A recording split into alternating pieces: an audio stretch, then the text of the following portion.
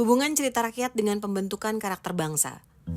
Cerita rakyat seperti Malin Kundang, Timun Mas, Bawang Putih, Bawang Merah, Si Kancil, dan banyak lagi mengingatkan kita kepada nilai-nilai yang sering terlupakan.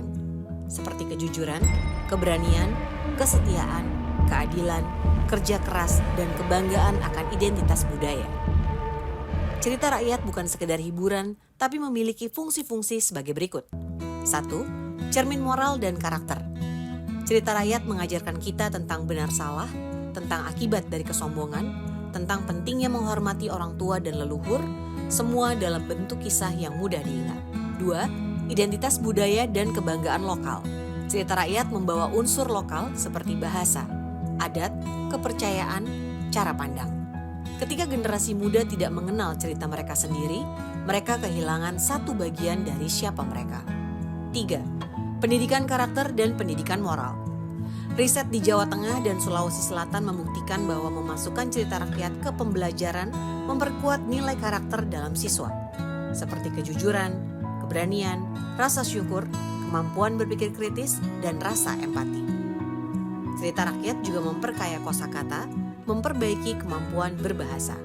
4. Perlindungan terhadap homogenisasi budaya global. Di zaman globalisasi dan digital, budaya populer luar sering mengambil alih selera, gaya hidup, bahkan dunia media sosial kita. Apalagi dengan adanya algoritma. Bila cerita rakyat dilepaskan, maka identitas kita bisa semakin kabur. Preservasi cerita rakyat adalah cara mempertahankan keberagaman budaya Nusantara agar tidak hilang di tengah arus dunia. Tapi apakah kita masih dekat dengan cerita rakyat?